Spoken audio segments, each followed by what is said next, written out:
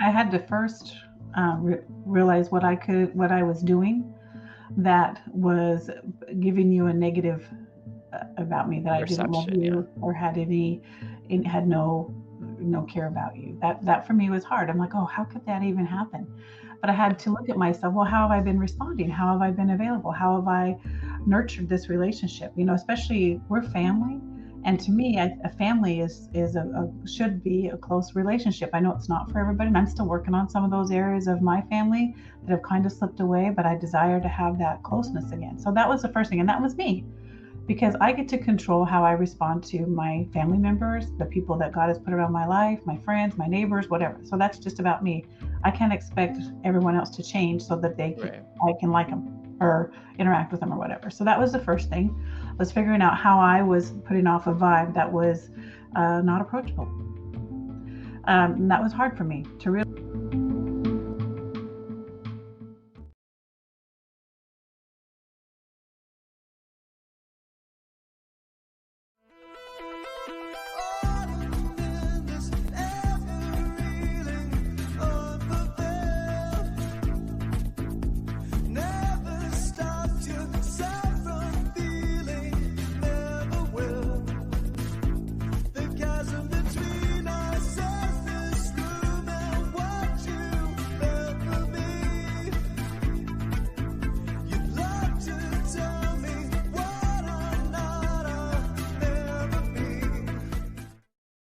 Hello, good morning. Look at that. I Good flipped it. morning. How are you? I'm good. We just There we go. that's just gonna be part of our regular. We're gonna start off on the wrong side. It's so wild how it does that sometimes, and sometimes it doesn't. That's so funny. Anywho, As much as you program technology. So right. Well, hello everyone. My name is Bonnie Violet. I'm a trans femme genderqueer spiritual drag artist, digital chaplain, and one of the co-hosts of Splintered Grace. And this is hey, everybody. Welcome to Splintered Grace. My name is Tina Frank, and I'm a mature conservative Christian. I'm excited to have a conversation with my beautiful co host. woohoo, woohoo. Good Awesome. Well, good morning to you. Yeah, morning. good morning to you. So, what time is it there? I'm like kind of early here, so I'm still kind of drinking my coffee and getting ready for my day. Yeah, How about yeah, you? it's not too early here. It's like a little after 10 here, so Oh, it's lunchtime there. No, I'm just kidding. right, right, yes. Yes, with as early as you get up and going for sure. Yeah, Yeah. yeah, yeah, yeah. So, So good. yeah, how's your week been? I had a pretty fantastic week, I got to say. I came back from Idaho because we were all there last week Hmm. live. Came back. It's always nice to be there and to be a part with family because I love them all so much. But I miss my husband and my cats and my family here, so it's nice to be home as well. But I just Yeah, had a great week. I was refreshed and renewed while I was there. I came back. I had all my friends and family here are amazing. I had a beautiful church service on Sunday. Was blessed by the shirt that my sister made me while I was in Wendell. So that was oh cool. nice. Yeah, it was really nice. Which sister? Roxanne, I have to Oh, reach out okay. to her and let her know all my what a blessing it was for me to because I wore it to church. Not usually Uh, something I would wear to church, but I'm like, oh, I'm just going to wear this to church today. right. Awesome. So anyway, I've had a great week getting reconnected with everybody and kind of back in the swing of things, just kind of all the stuff, Hmm. holidays, New Year, travel. And now it's like, whew, okay, I'm ready. Let's do this thing. Right. Catch your breath. Yeah. Yeah. So it was good. Sorry, long winded today, but it was great. How was your week? It's been good. Just getting I'm still in the DC area. I'm looking to go to Idaho. I'm looking to move to Idaho on the 11th, but it looks like that might be getting delayed again. So Oh, I'm um, sorry to hear I know. that. So I just try to just roll with the punches. But I'm in DC till this weekend, and this weekend I'm gonna go back to the Bay for few days. I'm gonna be in San Francisco for the first episode of the recovery podcast that I do at the CCC. We're starting a new Cool. season, so I'm gonna go Cool. ahead and be in studio for the first one. That'll be And then nice for you. to Yeah, see yeah. somebody in person. It's always different to see people in person than just seeing them online, I think. Yeah, yeah, for sure. And I always love getting to the Bay. And so I'm excited to go back. I Well, then haven't been you'll there be since having Christmas. early next week for you because at 8 here, it'd be 7 for you. Yeah, it'll be 7 for me. So yeah. Well, that'll be interesting. Anyway, Yeah. Yes, yes, yes, yes.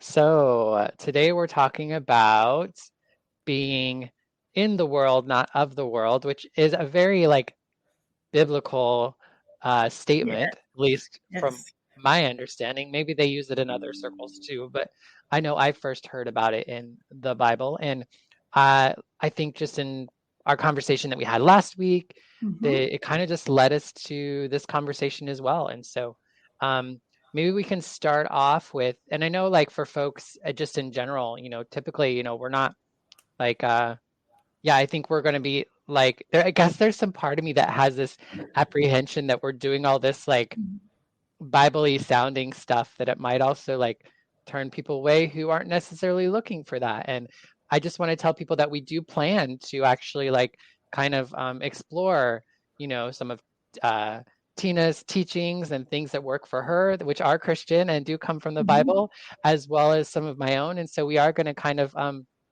we're going to dive deeper in this way and hopefully try to share one another's spiritual practices a little bit more directly as Hmm. part of this season. So just be prepared for that. And I guess I'm putting out that my insecurity of that being kind of a turnoff for people just because it was for me for so long. But I'd really encourage people to just be to open to the experience and what may come from our conversations. Well, yeah, I mean, I feel like if we're going to get to know each other, then we need to understand who we are. I mean, anyone can put on Totally. a facade when you're out doing whatever, but when you really get to know someone, you need to know their core values, the ways they think, the way they believe. If you ever ask for counsel, where that counsel is Mhm. going to come from, and what knowledge and wisdom is going to come from. So, I think these are good conversations. And if anyone's trying to reconnect with family members or friends that they maybe have lost contact with, I think some of these conversations can be valuable.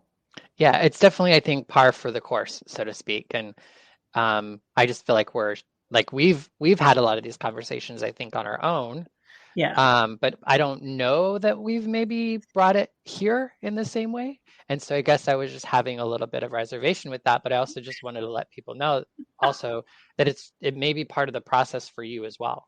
Mhm. Um, if you're wanting to be I for me personally, I just really like I value Tina's spiritual way of living. I don't always understand it. Comes from, a place of where like I couldn't get it anymore, but I see how it works in her and I want to know, like I've learned very much that you like when somebody has something that you want, you ask them how they got it, so to speak. It's like basic mentorship, and there are certain aspects of the way that you hold your spirituality and the way that you show up to me and the way that you see the world that I'm curious about and I want to know more about, and I want to know if I can maybe learn or gain some strength from that as well. And so that's really just kind of where I'm at with all this.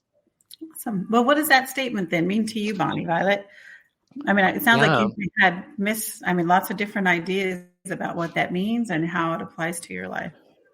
Yeah, I mean, I've had a very I think it's been a journey just I think with like a lot of understandings of things, but I think in the beginning it was this idea of like being in like in the world is the idea that yes, we're like spiritual people, we're Christians, we're in the world, but we're not of the world as in doing worldly things or things that would be contrary to being Christian. And I that was a very like kind of I don't know simple way, generalized way of looking at it when I was younger. But I think Mhm. it's come to the point of like in the sense of like I think it's coming to understand that there is a way that the world may do things that kind of take for me that takes me away from God or takes me away from my spiritual way of living, excuse me, which should help me be in the world, but not to just become like not to have to kind of put all that spiritual stuff away, if you will,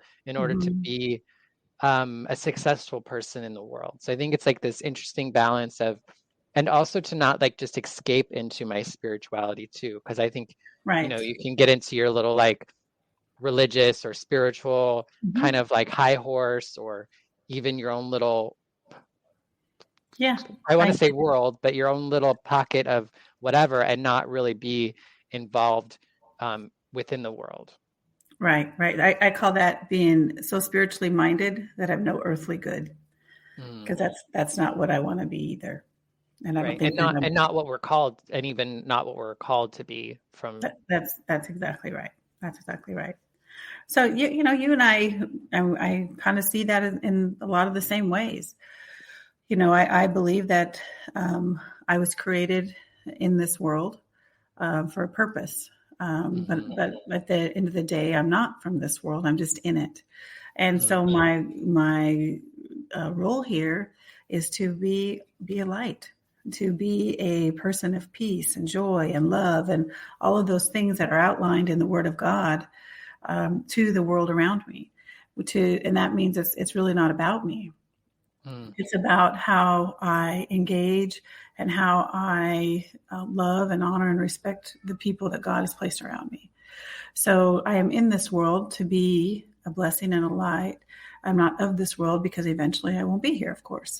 mhm, So if I get caught up in the culture and in the things, last week we talked about seeking, and I had said that I'm seeking God's presence. One of the things that I struggle with in these is that being not of this world and only in it, is that sometimes I get my mind wrapped up on things and thoughts and hangups that the world have, mhm, and it's amazing how many people have different, I don't even want to call it radical, but maybe negative thinking or fired up thinking about one particular thing, be it a political thing, be it an outside thing, an inside thing, a kindness thing, or whatever it is. And they're trapped in that, and that's all they can think about. It consumes them. It's all they want to do, and I don't want to do that. I want God's presence in my mind. And so when that happens, I realize, I don't have to. I believe that God has ordered my steps, and because I'm in this world and not of it, He's ordered my steps so that I can accomplish the purpose that He's given for me. But if I get hung up on one of these steps, then I can't move forward, and I'm missing all these other steps. mm, And in addition to that, I'm reliving this step that He gave me grace for once over and over and over again, and then it steals my joy. So if I'm going to be in this world and not of this world, that means I need to focus on Him and His presence, which is why I read my Bible so much and why I spend so much time in prayer, because I can't figure it all out by myself. mhm. In the beginning of that, I think I just heard it differently, or something came to mind as this idea that and part of that is that we don't live, like we're not of the world because of this idea that we're going to live beyond this world. So is that kind of some of the thinking, as in like you don't be of the world because there is something beyond this world, and keeping that in mind, or But yeah, there's eternity for all of us. We just get to choose what that looks like. And so when I chose to be a follower of Jesus Christ and to live by the truth of the Word of God, then I made a choice to be not of this world, but to be of the world that He's created for me. But also, when I did that, I committed to taking on His character. His Mhm, character is love and peace and joy and kindness and grace and mercy. And those are all the things that I need to work towards to exemplify in my life. And those are all the things that give me the opportunity to build quality, lasting, loving relationships. mm. Any of those that I built on anything other than those things has fallen apart and has been detrimental to my life and to their lives. So then, are those like kindness, generosity, love, are those then not of the world?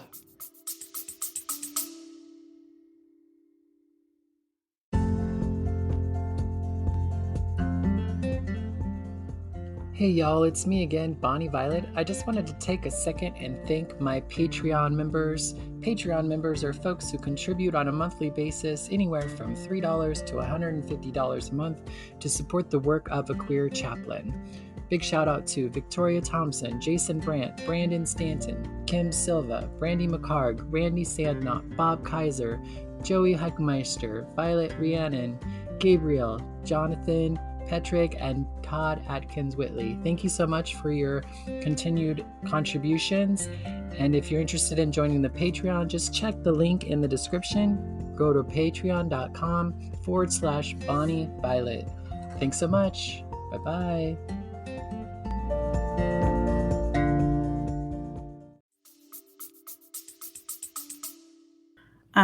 I think there's a surface point of that, but I think genuine, it comes from within us. And sometimes we're not strong enough on our own to do that. Like if someone offends me, sometimes I'm by myself, I just want to be offended and not deal with it anymore. But because of the fact that I love them, I want to love them, which means I need to give them the opportunity to have their opinion, even if it's hurtful to me. The only time I can find that grace a lot of times is not by lashing out at them and calling them ridiculous or whatever it is I think I want to do, but it's getting quiet and saying, okay, Lord Jesus, Heavenly Father, just help me to find peace in this moment. I know who I am. They have a right to their opinion about who they think I am, but I know who I am. And so I'm not going to take offense to that and move forward. So those are those moments that I need my spirituality, my spiritual life, or God has put friends around me to say, why are you being offended by that? Yeah. So it's important to me to be able to, and I want to go back, if I see that person in a public place, I want to be able to love them and embrace them and to be kind to them without any attitude, without any difference before. And my hope would be that eventually they would realize that, oh my gosh, I wonder if what I said to her was hurtful. And then maybe they would come back and apologize, but it would not be necessary. It would be something that I would receive with grace and just let them know, you know what, I appreciate you doing that. So it's just kind of a view. I feel like a space. And it's freedom. I can't even tell you the freedom that I have to not have to carry all that baggage. Yeah.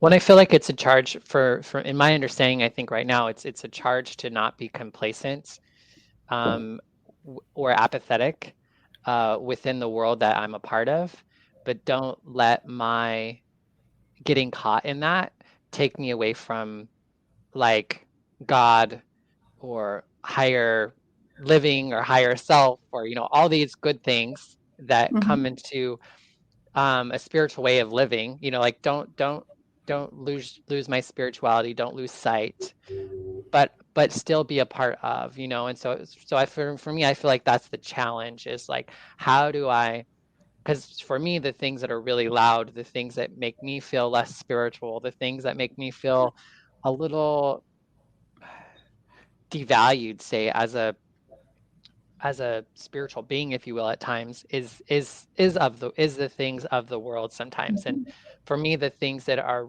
really difficult, and for me, a lot of it is very loud in our politics right now, in social media, around a lot of anti-trans stuff. There's a lot of also just really severe kind of like removal of books and racial conversations and things that that are very real. They're very important, like things. So it's like, how do I participate in that in a way that still allows me to still see the value in every human being, and to try to seek to try to understand where all that's coming from, versus, I don't know, just to not just pretend about it, not just, okay, just curl up in my bed all day and just, like pretend that there's not difficult things going on in the world, but also don't get so caught up in them that you know what I mean? Like, and it's hard. It is hard. And there's always going to be difficult things going on in the world. There's always multiple sides to everything. And if we get caught up on the things that we think are important to us and can't look past the things that are important to us to the people that have other things that are important to them, then I think we're doing ourselves a disservice. Yeah. And I think we're doing them a disservice. I refuse to argue about things. I just don't want to. I'm not going to, especially if it's something I don't know much about. I won't argue the points in my scriptures either. because I just don't think there's any value in that. Because a lot of times, if someone's ready to argue with me, then they're not willing to even consider the position that I'm in. Yeah. So why waste my time on that? So I just don't. I'll go behind the scenes. I find great comfort and power in praying for people. And a lot of people say a lot of things about prayer, but when I pray for someone, I get a new perspective of that person. If I'm not trying to find ways to take away from their life or to give them a zinger without them knowing it or whatever, I find that if I'm praying for their well-being, I start to look at them differently. I feel differently in my spirit about that. So I lean a lot on just the ability to pray. And that's just saying things, positive about that person. I just really think that, the world's always had evil in it. I think the world's always going to have evil in it. So I'm not sure that I have the ability to defeat evil on my own. And so I need to just take, and I know this seems small because you talked about this small little corner of our world, but the truth is, physically, I only have the ability to touch a certain number of people every day. Right. And so if I can focus when I'm out of my space, after I feel fueled up and I can go out of my house and go out and face the world, my touch on those lives, I want it to be positive. If it's a smile at the grocery store, if it's an opportunity to, I'll give you an example. Yesterday I went to the store. This is a silly example, but even the silly things I think are important on how I respond. I went to the supermarket yesterday, and once I got there, I realized, today's senior day. So that meant the store was jam-packed full of people that leave their carts, that aren't paying attention, that run into your cart, that are kind of rude sometimes. I was just like, oh my goodness. But I'm there, so I'm not leaving. I need to get the stuff that I need from the store. So I tried to maneuver my way around the store. I tried to smile and be kind to everyone I went past. I waited instead of trying to push past people to get what I needed and let them wander and leave their cart on the other side of the aisle. I tried to do the best I could. And I was struggling because as much as I was doing it on the outside, on the inside, I'm like, come on, people, don't you have something you have to do? But when I got up to the checkout, of course, all the lines were packed, and these people shop for the whole month because this only happens once a month. So every cart is bursting at the seams. It's like, I had 5 items.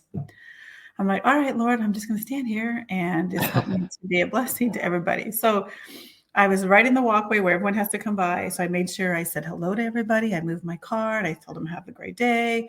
And as I did that, my anxiousness stopped. Well, then this grumpy lady came up behind me to get in line and was barking at the people in front of me, barking at the cashier. And finally, I turned around and I said, hi, my name is Tina. I just want you to know that I'm blessed that you're in line with me. And she just stopped. And she's like, oh, well, thank you. I said, you know what? You've got a lot of stuff in your cart. Is it possible for me to help you put that stuff on the belt for you? And she's like, oh, would you mind? I go, no. I said, let me do that for you. I'm happy to do that. And so by the time we were done, her demeanor had changed. She apologized to the cashier. The cashier's like, thank you. That's not what I was doing it for. I was just trying to find my own peace in the middle of the crazy. Right. And we were all able to leave the store. I felt better about it. I hope that lady that I helped with the better, and the cashier definitely felt better about it. So that's the kind of impact. It seems small, but that's an impact. And maybe, just maybe, at the end of the day, both of those ladies said, there was this lady at the grocery store that she really reminded me that it's not so bad. Maybe. So that's my hope when I leave my house every day. And I think those are things that all of us can do. But I do find the strength to do that and not get caught up in the in my time that I spend in the spirit praying and being able to retract. Okay, nope, I'm not doing that. Lord, I'm here. I'm going to do this. You give me grace. Just let me grace on all these people. So anyway, silly, I know, but I think it has an impact on the people in my little space of the world. Yeah. I'm listening. I'm taking it all in for sure. Again, it's a small thing, and it's nothing like what's happening in some of these areas, but it's like, okay, this is something I can do. Right. And I think part of that too is being able to then how can you show up in a similar way in all aspects of life. And I think for me, that's something I've been really, really trying to figure out in Idaho right now, they're like planning on making drag illegal, and then they're also working on passing a law that that getting any sort of gender affirming care before the age of 18 would be a felony, and 10 years for parents, doctors, family members of anyone who is trans who is seeking medication to be alive and to be okay in life. And that really, it's just really personal to me, Yeah. I didn't have that opportunity as a young person. And I didn't necessarily have the words or the understanding of myself to be like, hey, I need this thing. But I know, and I've heard so many young people who have been impacted in a positive way. And it's such a small amount of people in the grand scheme of it all. And yet people are coming for us. And I don't understand where that's coming from. Obviously, like I have a really hard time thinking that people just like are like evil and are wanting to cause harm. Like I feel like there is some sort of like, to me, I feel like like like I talked a little bit, it's like a symptom of the world. And so it's like, what's really going on here? But in the meantime, well, you get to be in your high horse where you have the power to be, and you get to be ignorant and you get to be mean, even if Mm. you don't know. And people are harmed in the meantime, and I posted something on my, which I have been like, I've had mixed bags about, but I was all in my feelings a little bit when I read that they were trying to pass this law again about 10 years in a felony. And I was just like, I posted like, why, like, I was like, people who aren't trans, like, stand up, like, help us, like, like, apathy is not awesome, and complacency isn't cute, and like, like, and then they're killing us, and like, and that's, I know that's not like, I don't believe that that's their intent. I don't think they're really thinking through it. I don't know how they can't see the harm that they're causing, but like, and so, but I even asked somebody, posted on my socials, was like, well, why can't they wait till they're 18? And I was like, why should they have to wait till they're 18? Why shouldn't they and their parents decide what is good for them? Why can't a doctor say what is good for you? What if they don't make it to be 18? There are so many trans kids who end up not alive, Mm. by age of 18, because they're unable to be seen and valued and loved as they see them for themselves. Like, just because somebody's a kid does not mean that they don't have value and they don't know things and they don't, you know what I mean? Like all those sorts of things like that. And it's just Everyone like, has value. exactly. And it's also like it's a lot of the same people that say that we should make our own decisions and the government shouldn't do, and da da da. And I'm like, so I'm just confused by it, because, and I'm not necessarily like in this particular situation, but I think there's also such a strong, I mean, there's just a strong reaction toward us, towards trans people. There's such a strong reaction towards talking about our history with race, and people feeling like it's divisive, and like just hearing people talk about it from their point of view, it doesn't sound great, but also that's just not true. So it's not my understanding of the truth. So it's like, how do we get through this, rather than getting into a fight with one another, or you know what I mean? Like, how do we actually like really get through this? Because there's something, I think there's something in this that's like bigger than what it is, right? Like Yeah.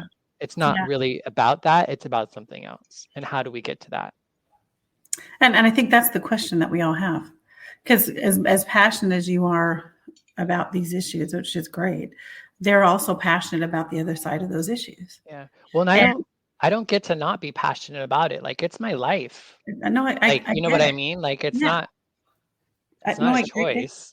I know. I get it. And I encourage you to pray and ask for wisdom on how you can I do. stand, how you can stand, how you can influence, hopefully a mass, but if not, how can you influence those that are around you and whatnot. And I think these are Well, issues that have been here since the beginning of time. They're more prevalent now than they have been, but they've always been here. And now they're finally becoming at the forefront. And I think we all need to decide okay, how do we want to respond to this? Mm-hmm. And how, and what does that look like for each one of us? Go ahead. Can I I? keep interrupting you. No. I was going to say, can I ask, a lot of the people that are like charging this are claiming that they're Christian and Mhm. that it's their Christianity that calls them to do these sorts of things. And, how I know that your Christianity doesn't call you to do that, or at least that hasn't been my experience with you. How do you, I don't know, guess what are your thoughts, or what's your experience with all that? Well, Christianity means a whole lot of things to a whole lot of people. People that say that they're Christians aren't always living the life of a Christian. They think because they go to a church every week that they're a Christian. They think that they grew up in the church because their parents went to church, that they're a Christian. So I have to say that some of those people are people that believe in God. They say they're Christians. That's not a Christian. The devil believes in God. So there's a lot of people that say they're Christians that aren't.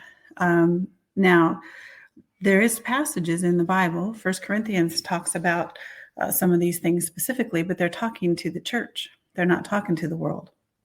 And so I A think lot of the Bible is, a lot of Jesus was preaching to the church or to church people, right?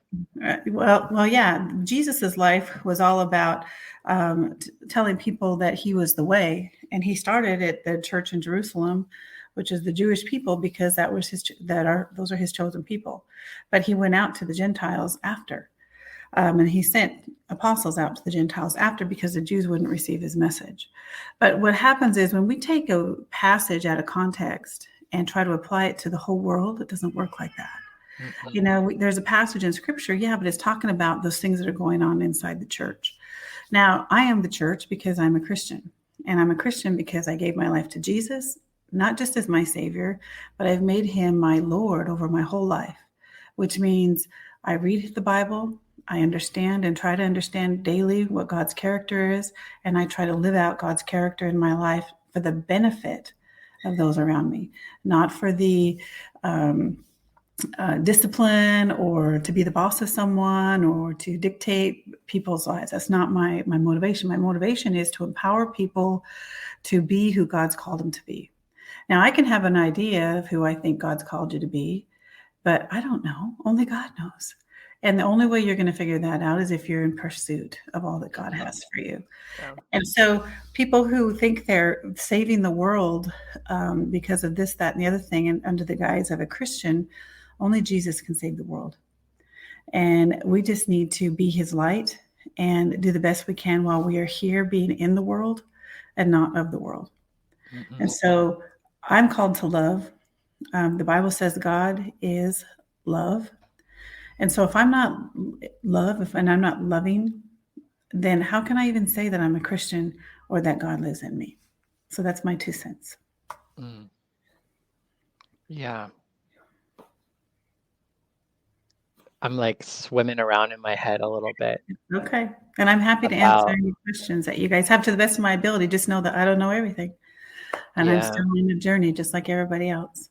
Yeah, and I totally understand that. And I think part of me is still battling with that, like trying to be like, I'm really trying to sit into and try to really look at things and take everything in without not doing anything either. You know what I mean? And so I think part of that is really just discerning what to do. It's it's like I moved back to Idaho. Like Mm-hmm. Idaho is where I'm choosing to live, and so a lot of these things are happening in Idaho right now, which is interesting.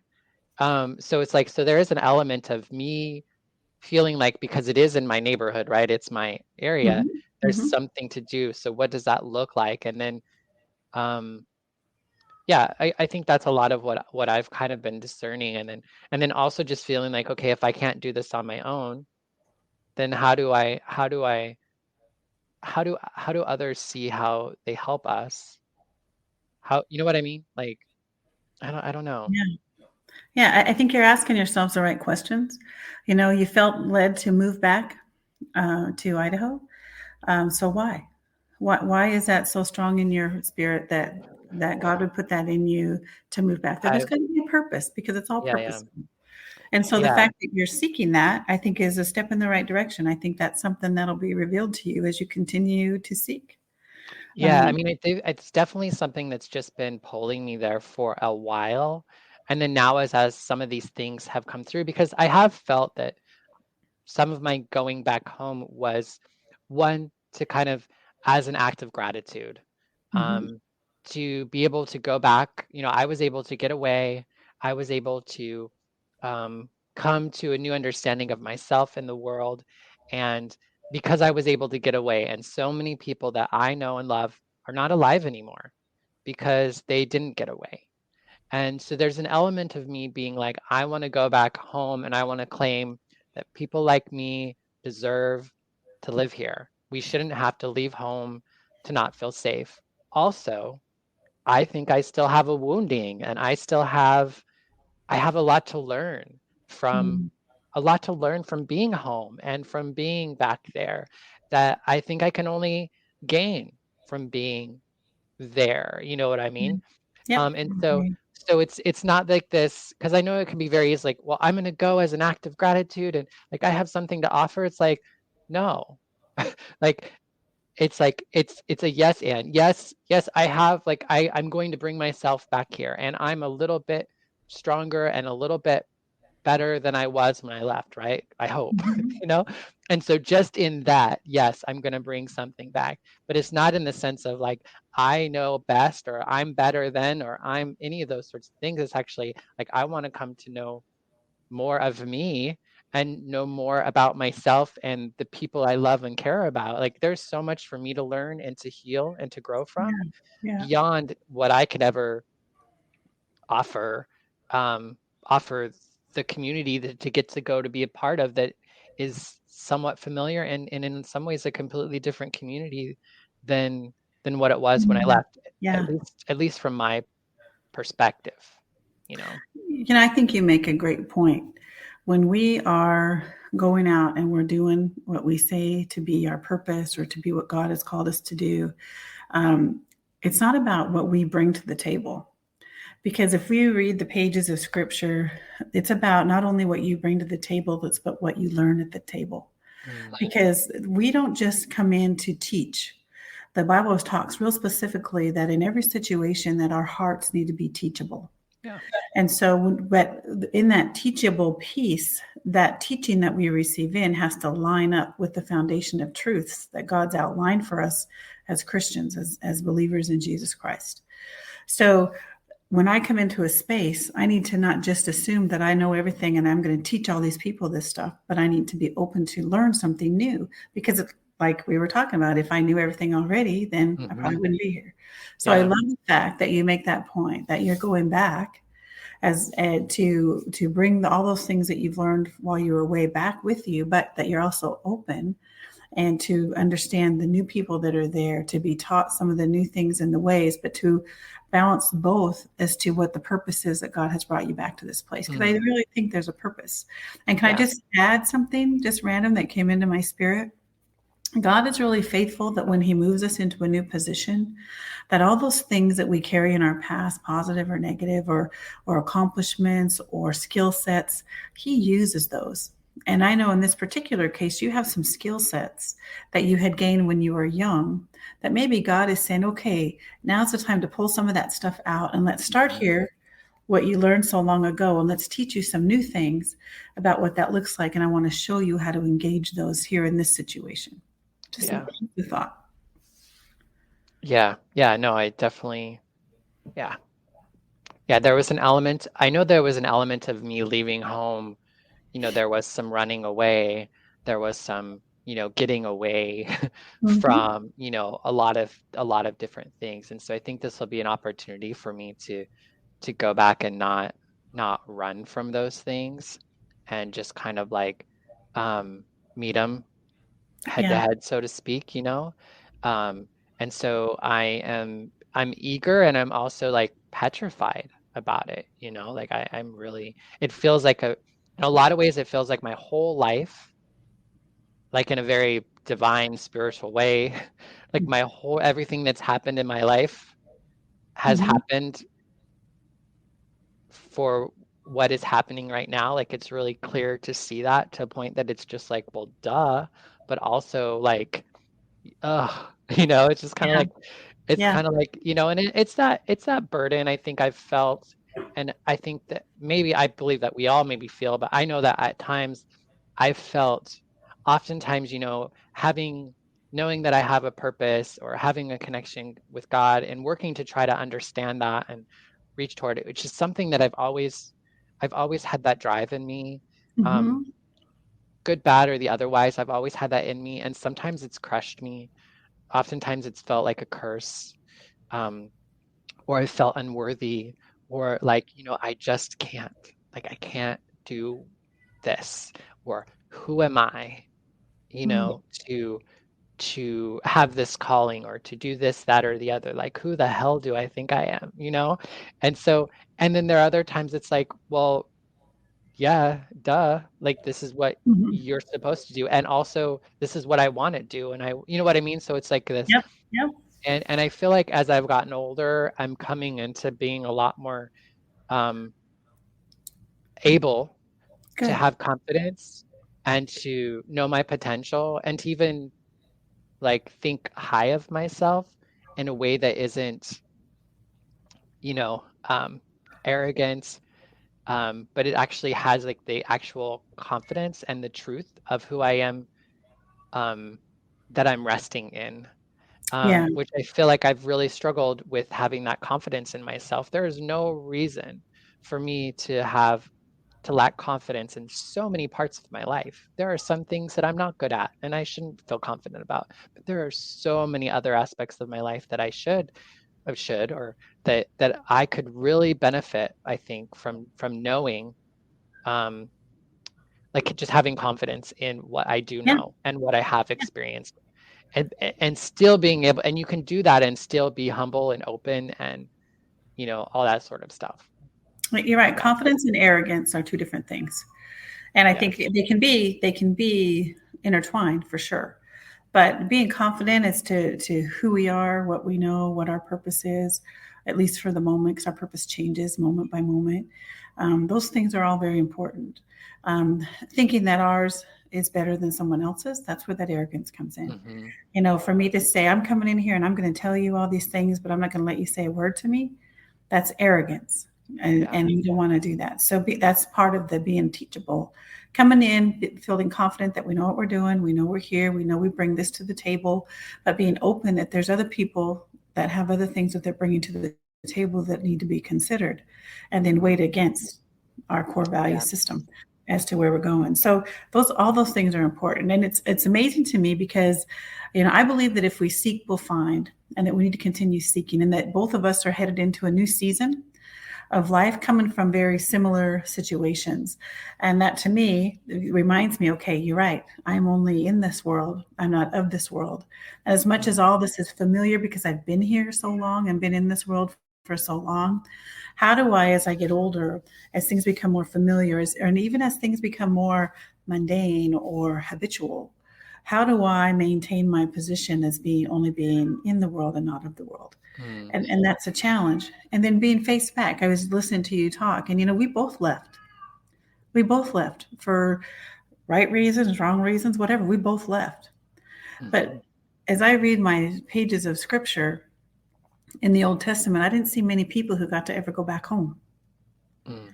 And so you and I are blessed with an opportunity to go back home and restore some of those things that we left behind. And some of those things just may be basic relationships. Some of those things may be greater than that. But I really feel like that gratitude you talked about, I think there may be opportunity there that we both need to be open to. I'm going back and forth, but there was a time I wouldn't go back. And I'm being blessed by the encounters I'm having with my sisters. I'm being blessed by the encounter I'm having with my mother. Encounters I'm having with the neighborhood kids that I grew up with that are still there. Those are all things that God is still choosing to bless me with, that I think possibly that I ran from when I got to a point where I didn't want to be a part of that place anymore. So that's just interesting to me. I just throw that out there. It came up in my spirit. as we both get older, of course, I'm much older than you, but having some of these same opportunities and being mindful that these are that we need to be teachable in those, and in and of are going to be things that we manage and deal with until the day we aren't here anymore. Right. For sure. Well, we are pretty much out of time, and I got called into work, so we'll have to be like cool about that. But thank you so much. I think it was a really good conversation, a lot to chew on and think about. And hopefully folks who are listening to us feels the same way, whether you're listening to us on a podcast after the fact or you've joined us live. I know we've had a few eyeballs popping in and out. Haven't heard much in the comments, but we also didn't do a good job of inviting you to comment. But we always love to hear from folks. Thank you for joining us today, or tonight, or whenever you join us. And we'll be here again next week, same time, same place. If you want to join us live, check out the links in the description to find out when our next episode is. So take care. Right. I love you, Tina, and I love you too. Everybody have a great week.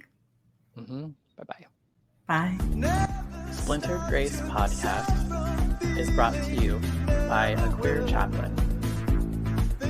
Follow us on all of our social media, Instagram, YouTube, and Facebook at a queer chaplain. Listen to us wherever you listen to podcasts. Subscribe, comment, like, and share. Feel free to tip us at Venmo, Bonnie Violet, and support monthly on Patreon. The song is original by Steven Sandnoff, The Chasm Between Us. Rest in peace, Steven.